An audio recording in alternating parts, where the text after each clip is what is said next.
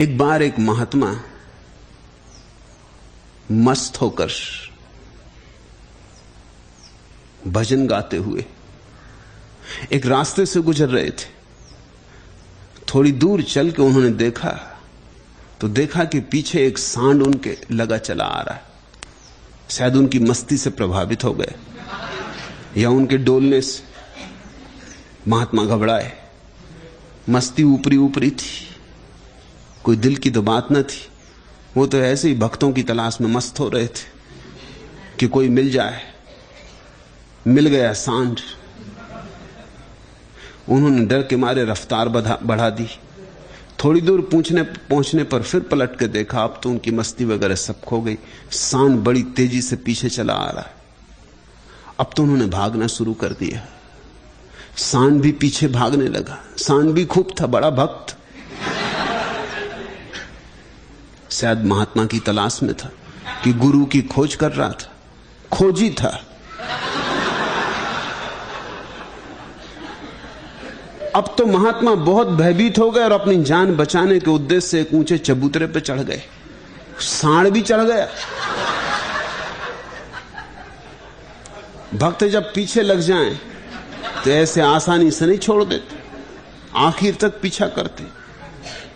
घबरा के महात्मा झाड़ पर चढ़ गए तो सांड नीचे खड़ा होकर फुफकार रहा। अब वो महात्मा झाड़ से उतर ना सके। थोड़ी देर में तमाशा देखने के लिए खासी भीड़ इकट्ठी हो गई। बड़ा शोरगुल मचने लगा। कई व्यक्तियों ने प्रयास भी किया कि सांड को किसी तरह हटा दें, किंतु सांड वहां से टस से मस न हो। अंत में खोजबीन कर सांड के मालिक को बुलाया गया।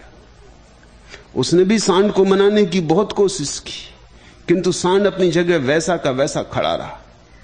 महात्मा अटके झाड़ पर,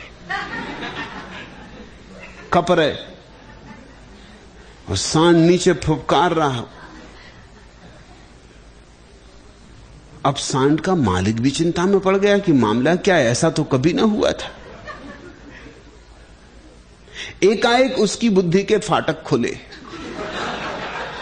और भीड़ को संबोधित करके वो कहने लगा, भाइयों, असल बात यह है कि सांड बड़ा समझदार जानवर होता है। इसे इस बात का पता लग गया है कि इन महात्मा के दिमाग में भूसा भरा है, और जब तक ये इस भूसे को खा ना लेगा यहां से जाएगा नहीं। तुम जिनको महात्मा कहते हो उनमें से अधिक के दिमाग में भूसा भरा है, और वो भूसा तुम्हारे ही जैसा है। तुम्हें जस्ता भी बहुत है। तुम्हारी जो मान्यताएं हैं उनको जो भी स्वीकार कर ले और उनको जो सही कहे उसको तुम कहते हो महात्मा। संत तो विद्रोही होते हैं।